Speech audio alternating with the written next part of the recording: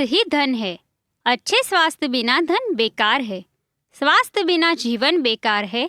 સ્વાસ્થ્ય ही જીવન કા આધાર है। તમે સાંભળી રહ્યા છો તમારી દોસ્ત મયુરીની સાથે રેડિયો નજરિયા 107.8 આવાજ અમારી પર કાર્યક્રમ સ્વાસ્થ્ય સંકલ્પ।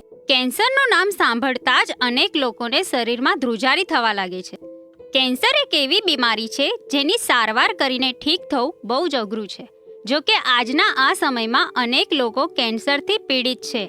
કેન્સર જે લોકોને થાય છે એના ઘરનું વાતાવરણ પણ એકદમ ટેન્શન ભર્યું થઈ જાય છે।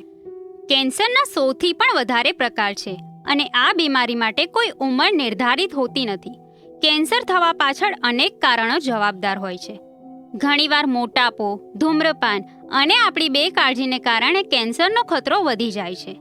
તો શ્રોતા મિત્રો, તમે સાંભળી રહ્યા છો તમારી દોસ્ત મયુરીની સાથે રેડિયો નજરિયા 107.8 આવાજ અમારી પર કાર્યક્રમ સ્વાસ્થ્ય સંકલ્પ।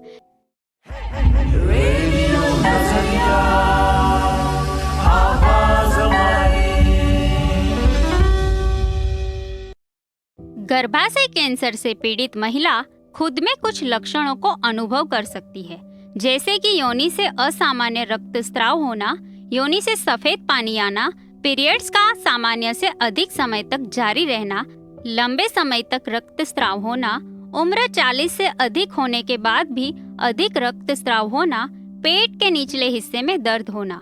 30 से 35 साल की उम्र की महिलाओं में ये सर्वाधिक होने वाला कैंसर है। इसकी जांच में प्री कैंसर स्टेज का भी पता चलता है, यानी कैंसर होने के 5 से 10 साल पहले ही जांच से इसका पता लगाया जा सकता है। इसीलिए जांच की बेहतर सुविधा कई जिंदगियां बचा सकती है। आंकड़े ये बताते हैं कि हर 70 में से एक महिला को गर्भाशय का कैंसर होता है।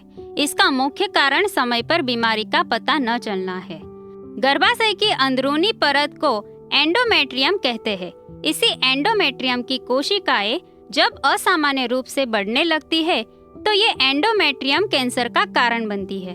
एंडोमेट्रियम कैंसर खतरनाक है क्योंकि इसके कारण महिलाओं में मां बनने की क्षमता हमेशा के लिए खत्म हो सकती है।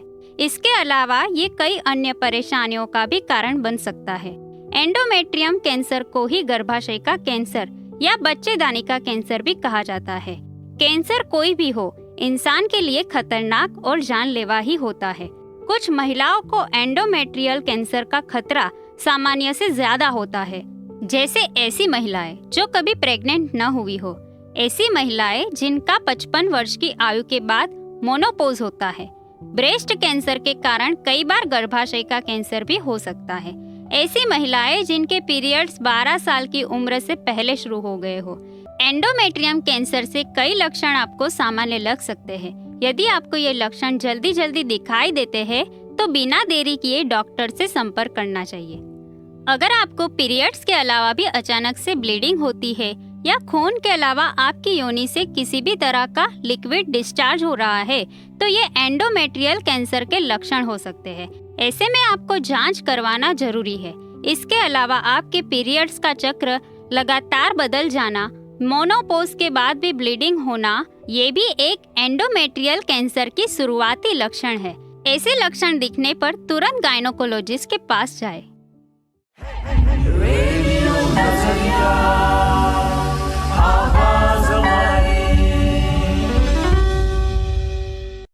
તો દોસ્તો, આ હતી ગર્ભાશયના કેન્સરને લઈને તેની પ્રાથમિક અને જરૂરી માહિતી।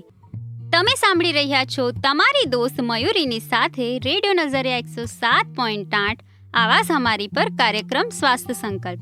તો દોસ્તો, જેમ કે આગળ આપણે વાત કરી ગર્ભાશયના કેન્સરને લઈને તેની થોડી માહિતી વિશે, તેના લક્ષણો વિશે, પરંતુ તેની ચોક્કસ માહિતી આપવા માટે આપણી સાથે જોડાયા છે એક્સપર્ટ ડોક્ટર જલ્પા।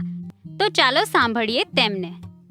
તો સૌ પ્રથમ જાણીશું ગર્ભાશયનું કેન્સર એટલે શું? હું ડોક્ટર જલ્પા ભટ્ટ ઓબ્સ્ટેટિક અને ગાયનેકોલોજીસ્ટ તરીકે પ્રેક્ટિસ કરું છું. ગર્ભાશયનું મુખ એટલે કે સર્વિક્સ કહેવામાં આવે છે એને. એની પર જ્યારે કેન્સર ડેવલપ થતું હોય છે એને આપણે ગર્ભાશયનું કેન્સર સામાન્ય રીતે સમજતા હોઈએ છીએ. આ ઉપરાંત ગર્ભાશયની અંદર ગર્ભાશયની ચામડી કહેવામાં આવે છે કે જે દર વખતે માસિક વખતે નીકળી જતી હોય છે એને એન્ડોમેટ્રિયમ કહેવામાં આવે છે. એમાં જો કેન્સર થાય એન્ડોમેટ્રિયલ કાર્સિનોમા કહેવામાં આવે છે. આ બંને વસ્તુને આપણે ગર્ભાશયનું કેન્સર સમજ. તો ડોક્ટર, ગર્ભાશયના કેન્સરનું નિદાન કઈ રીતે થઈ શકે છે? ગર્ભાશયના મુખનું કેન્સરનું નિદાન જ્યારે પેશન્ટ દર્દી હોસ્પિટલમાં જુદી જુદી કમ્પ્લેન્ટ લઈને આવતા હોય છે, જેમ કે સફેદ પાણી પડવું અથવા તો બ્લડ મિક્સ પાણી પડવું, સ્મેલ આવવી, આપણે એમની તપાસ કરીએ પછી ગર્ભાશયના મુખ ઉપર કેન્સરનો ગ્રોથ જે દેખાતો હોય એ જોઈ અને એમાંથી બાયોપ્સી લઈને એનું નિદાન થતું હોય છે. તો જો આપણું રૂટીન ચેકઅપ મુખની તપાસ કરાવતા હોઈએ અને સ્ક્રીનિંગ ટેસ્ટ પેપ્સમિયર જો આપણે કરાવીએ તો આપણને કેન્સર થતા પહેલાના જ પણ પકડી શકીએ છીએ અને એ રીતે મહિલાને ગર્ભાશયના કેન્સર તરફ જતી અટકાવી પણ શકીએ છીએ. ગર્ભાશયનું કેન્સર એ ગર્ભાશયના મુખ ઉપર HPV નામના વાયરસના ઇન્ફેક્શનથી થતું હોય છે. આ વાયરસના કારણે ગર્ભાશયના મુખની અંદરના જે સેલ્સ હોય છે એની અંદર જુદા જુદા પ્રકારના ચેન્જીસ આવે છે. એના ચિહ્નોની અંદર જ્યારે પણ મહિલાને વારે વારે વજાઇનલ ઇન્ફેક્શન થવું, સફેદ પાણી પડવું, ખંજવાળ આવી, તો તેમાં દુખાવો થયો, પેશાબમાં બળતરા થવી, એકવાર કેન્સર ડેવલપ થયા પછી મેં કીધું એમ વધારે પડતું સફેદ પાણી પડવું, લાલ રંગનું પાણી, બે માસિકની વચ્ચે માસિક આવવું, અમુક પ્રકારની સ્મેલ આવવી આ પાણીમાંથી, વજન ઉતરી જવું અને જો એ ફેલાઈ જતું હોય તો પેટમાં દુખાવો થવો.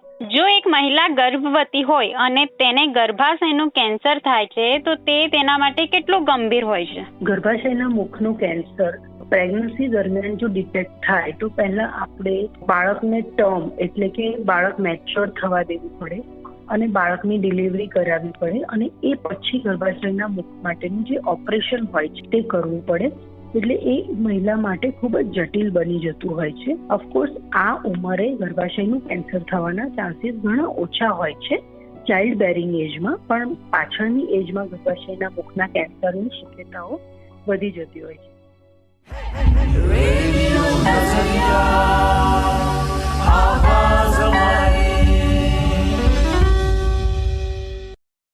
परेशानियों से भागना आसान होता है. हर मुश्किल जिंदगी में एक इम्तिहान होता है. हिम्मत हारने वालों को कुछ नहीं मिलता जिंदगी में. मुश्किलों से लड़ने वाले के कदमों में ही जहां होता है. તમે સાંભળી રહ્યા છો તમારી દોસ્ત મયુરીની સાથે રેડિયો નઝરિયા 107.8 આવાઝ હમારી પર કાર્યક્રમ સ્વાસ્થ્ય સંકલ્પ. તો દોસ્તો, ચાલો સાંભળીએ ડોક્ટર જલ્પાને અને પૂરી કરીએ તેમની સાથેની અધૂરી ચર્ચા. જેમ કેન્સરની બીમારીમાં અલગ અલગ સ્ટેજ હોય છે તેમ ગર્ભાશયના કેન્સરમાં કેટલા સ્ટેજ હોય છે? ગર્ભાશયના કેન્સરના પણ સ્ટેજીસ હોય છે. જેમ કે ગર્ભાશયના મુખમાં જ હોવું, ગર્ભાશયની આજુબાજુમાં ફેલાવવું અને પછી દૂરના અંગોમાં ફેલાવવું. દરેક મહિલાએ લગભગ 25 થી 30 વર્ષની ઉંમર પછી ચેકઅપ કરાવી અને જો પેપ્સમિયર નામનો ટેસ્ટ કરાવે અને તે નોર્મલ આવે તો એની એક લિમિટ હોય છે કે જેમ કે રિપોર્ટ પ્રમાણે 3 વર્ષે કે 5 વર્ષે ફરી કરાવવાનું. જે મહિલાઓ રેડિયો પર તમારો અવાજ સાંભળી રહી છે અને ક્યાંક ને ક્યાંક એમને આવા સંકેતો દેખાઈ રહ્યા છે, પરંતુ ત્યાંની મહિલા જલ્દીથી બોલતી નથી, ક્યાંક ને ક્યાંક એ શરમ હજી પણ જોવા મળે છે, તો અમારા રેડિયોના માધ્યમથી તે લોકોને તમે શું મેસેજ આપવા માંગશો? જી, આપણી શ્રોતા બહેનોને હું એક જ વસ્તુ કહેવા માંગુ છું કે આપણા ગવર્મેન્ટ સેટઅપમાં ઘણી બધી NGO સંસ્થાઓમાં તેમજ મ્યુનિસિપલ કોર્પોરેશનની હોસ્પિટલોમાં બધે જ ગર્ભાશયનું ચેકઅપ અને ગર્ભાશયના મુખની અંદર કેન્સર માટેનો સ્ક્રીનિંગ ટેસ્ટ એટલે કે પેપ્સમિયર ફ્રીમાં થતો હોય છે. જેમને પણ સફેદ પાણીની કે બીજી કોઈ ઇન્ફેક્શનને લગતી તકલીફ હોય અથવા તો કોઈ પણ તકલીફ ન હોય એમણે અમુક 25 વર્ષ કે એની ઉપર પછી આ સંસ્થાઓની તપાસ કરી અને પેપ્સમિયરનો રિપોર્ટ કરાવવો જોઈએ. તો સાંભળ્યું શ્રોતા મિત્રો, કઈ રીતે ડોક્ટર જલ્પાએ ગર્ભાશયના કેન્સરને લઈને મહિલાઓ માટે ખાસ માહિતી અને જાણકારી આપી. આશા છે કે આજનો કાર્યક્રમ તમને પસંદ આવ્યો હશે.